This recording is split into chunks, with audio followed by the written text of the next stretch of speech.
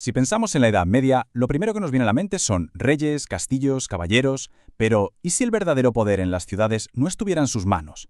Hoy vamos a hablar de los gremios, unas asociaciones que, casi en secreto, lo controlaban absolutamente todo. Parece una locura, ¿a que sí? Pues, increíblemente, así funcionaban las cosas en las ciudades medievales. El precio de una barra de pan, de unos zapatos, de una mesa, era el mismo en todas partes. No había ofertas, no había competencia. La pregunta es, ¿cómo era posible que algo así funcionara? Bueno, para entenderlo, vayamos al principio. ¿Qué era exactamente un gremio? Pensemos en ello como una especie de club, pero un club súper exclusivo y con un poder brutal sobre toda la ciudad. Básicamente era una asociación que agrupaba a todos los artesanos del mismo oficio, o sea, todos los panaderos de la ciudad, juntos, todos los herreros, juntos, todos los zapateros, juntos. Es algo parecido a los colegios de médicos o de abogados de hoy, pero ojo, con un poder infinitamente mayor. ¿Y para qué se unían? Pues la razón era muy simple, proteger su negocio. Su principal misión era evitar la competencia. No querían que llegara alguien de fuera a vender más barato y les hundiera el chiringuito. Era una forma de asegurarse de que todos los miembros del club tuvieran trabajo y un sueldo garantizado. Claro que formar parte de este club tan selecto no era nada fácil, ni mucho menos. Era un camino larguísimo y muy duro, que empezaba desde muy joven. Vamos a ver cómo era esa carrera profesional, desde el escalón más bajo. El primer paso era convertirse en aprendiz. ¿Y qué significaba eso? Pues que un chaval muy joven, a veces un niño, se iba a vivir a casa de un maestro artesano. El acuerdo era claro. Trabajas para mí y yo a cambio te doy casa, comida y, lo más importante, te enseño el oficio. Sueldo, nada de nada. La paga era el conocimiento. Y ojo, que no hablamos de unas prácticas de verano. Este aprendizaje podía durar hasta 10 años, una década entera. Empezaban barriendo el taller y haciendo recados, y poco a poco iban aprendiendo a usar las herramientas hasta dominar las técnicas más secretas del oficio. Era en la práctica como ir a una universidad del trabajo. Una vez superada esa etapa, que era durísima, por fin daban el salto. Se convertían en oficiales. Y aquí la vida cambiaba por completo, vamos, de la noche al día. Pasaban de ser el chico para todo que vivía con el jefe a ser un trabajador independiente con su propio sueldo. Dejaban atrás la obediencia total para ganar autonomía. Ya no eran estudiantes, eran profesionales. Bien, ya tenemos a nuestro artesano convertido en oficial. Un paso de gigante. Pero esto no terminaba aquí. Ser oficial estaba muy bien, pero la meta final, el gran sueño, era llegar a lo más alto de la pirámide, ser maestro. El oficial era, por así decirlo, el motor del taller. Ya era un experto, conocía todos los secretos y hacía el trabajo de verdad. Pero al final del día seguía siendo un empleado, trabajaba para otro. El poder de verdad, el de tener tu propio taller y ser tu propio jefe, aún estaba un escalón por encima. Y en esa cima, en lo más alto, estaba el maestro.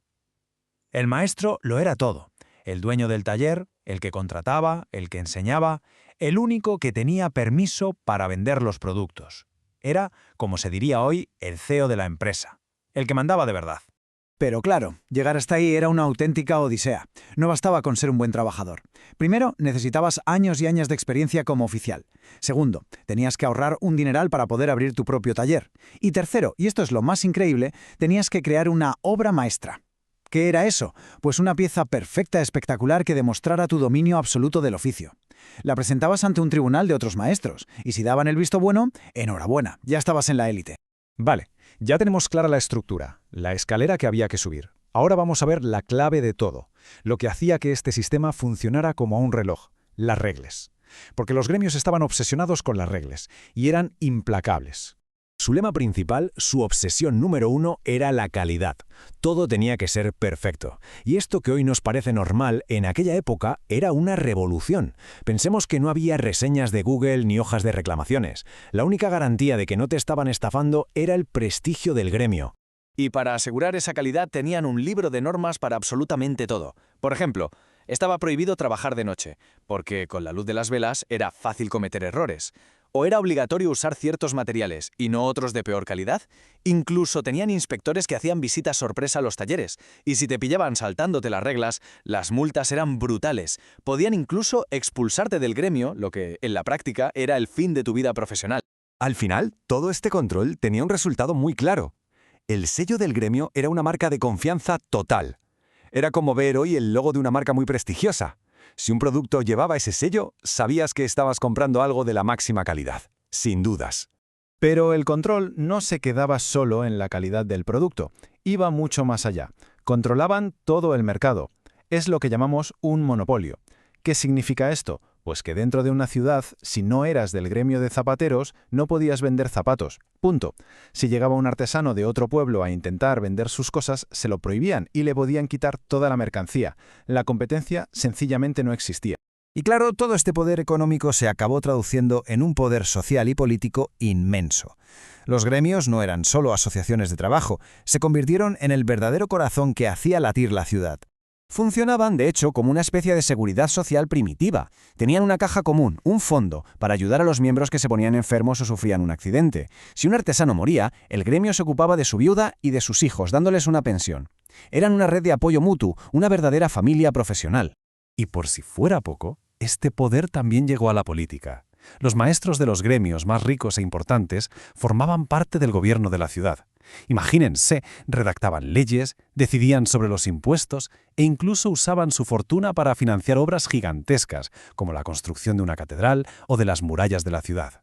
Su opinión era fundamental. Pero, como todo en la historia, nada dura para siempre.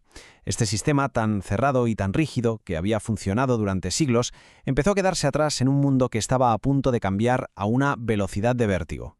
Entonces, ¿por qué desaparecieron? Bueno, hubo varias razones. Por un lado, su rigidez impedía cualquier tipo de innovación. Estaba prohibido hacer las cosas de una forma nueva. Además, su forma de producir era muy lenta y artesanal, y no podían abastecer a una población que no paraba de crecer. Y entonces llegó el golpe final. Las primeras fábricas capaces de producir mucho más rápido y mucho más barato. La revolución industrial fue básicamente el meteorito que extinguió a los gremios. El mundo de los pequeños talleres fue barrido por la producción en serie de las fábricas. En esta nueva era, un sistema tan controlado y lento simplemente ya no tenía cabida. Y así llegamos al final de esta historia, que nos deja con una pregunta, que en el fondo sigue siendo muy actual. Por un lado, los gremios daban protección y aseguraban una calidad altísima. Por otro, eliminaban la competencia y frenaban la innovación. ¿Qué es más importante? ¿La seguridad y la calidad o la libertad y el progreso? Es un debate que de una forma u otra sigue sobre la mesa. ¡Hasta la próxima!